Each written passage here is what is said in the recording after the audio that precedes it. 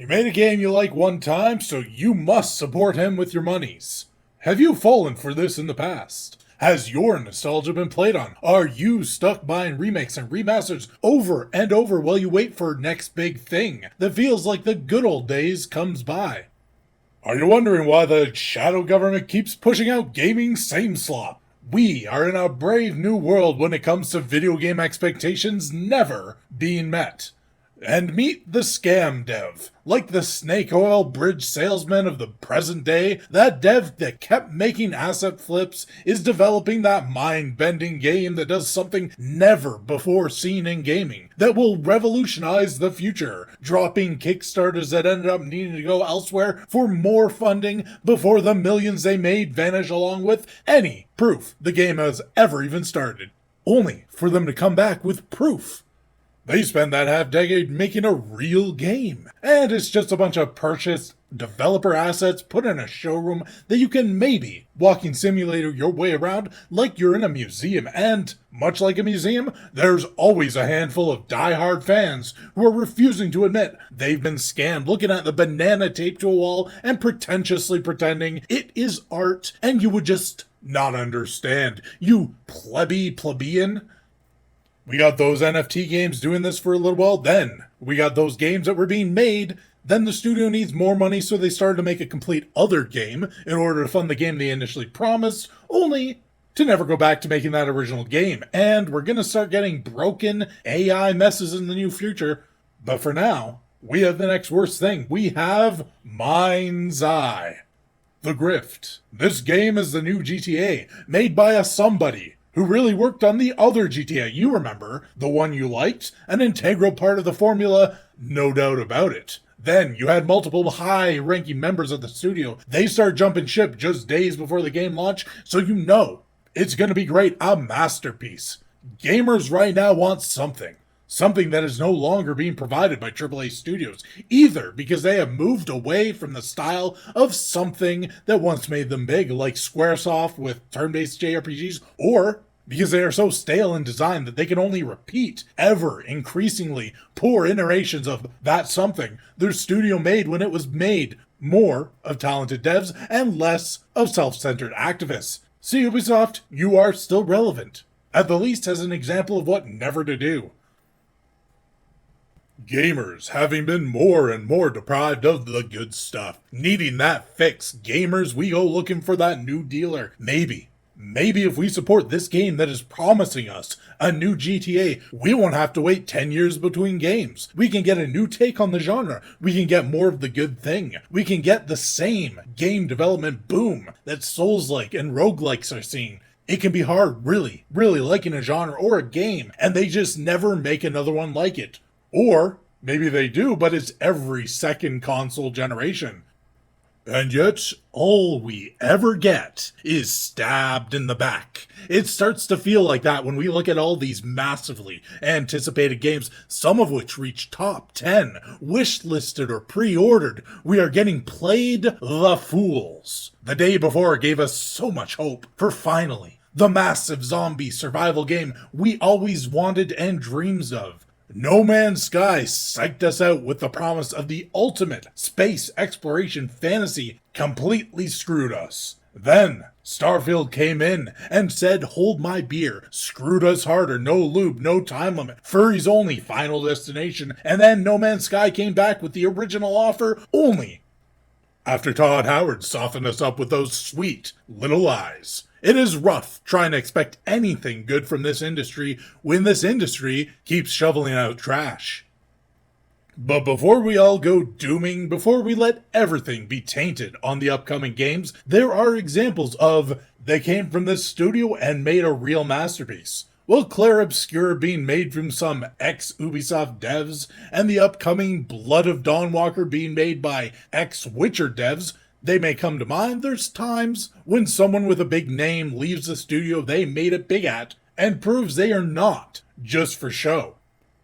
Hideo Kojima, love or hate his games, is probably the best example. Death Stranding is a massively divisive game, even among Kojima stans. But there is no denying both. It is a very Kojima game, and it has major influence and success. You do not look at this game and say, oh, he was only able to do what he did because of that swell old company, Konami. Symphony of the Night is my favorite Metroidvania.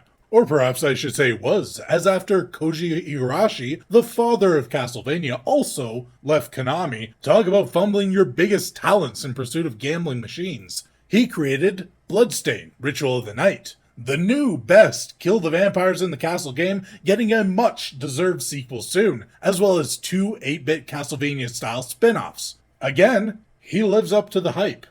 When you leave the big studio, though, it is not like you have the cash to replicate the studio you once had behind you. All of these big names and developers must rely on their name to secure funding, new jobs, new projects. Hey, that's something everyone does. That's the entire reason you have a resume, to speak for your previous work. Eventually, we see what can be produced when they do not have the same structure and the rules of an oppressive corporation. One that both limits their creativity in some ways, while on the other hand providing tools, engines, programs, and money to support their creativity in others. In some cases, we get Bloodstained or Death Stranding, and other times we get Mindseye. Mindseye is sadly a sign of what is to come, and of all these studios that are made of former devs who once made a great games of the past, it is a dooming future when you think of that. However, while caution should be used when supporting projects, as we have seen by Kickstarters that fall through, or ones like Mighty No. 9 that fail to deliver, the reality is Clair Obscur is also what is to come. Bloodstained is also what is to come. Death Stranding, what is to come. There is always going to be failures and successes in the gaming industry. So when we see the likes of Mindseye, it might be easy to turn off your hope and just despair. Especially if you were a backer or someone who was waiting for this game. It really is a shame whenever a big project ends up a scam and you see all the people saying, this is the first game I supported on Kickstarter, never again. Hey, your anger and reaction is well justified. Even though we have reasons to be positive about the games industry, especially as AA and indie games keep producing banger after banger, as a World of Warcraft vanilla veteran, this is something familiar, so the feeling of building regret and contempt for developers that either deceive or fail to meet expectations, it's something I remember. It is easy to foretell only doom after Rift, Guild Wars, Warhammer, Conan, The Old Republic, WildStar, that League of Legends MMO that, like Beyond Good of Evil, has been dead so long pretty much everyone has forgotten it even was announced.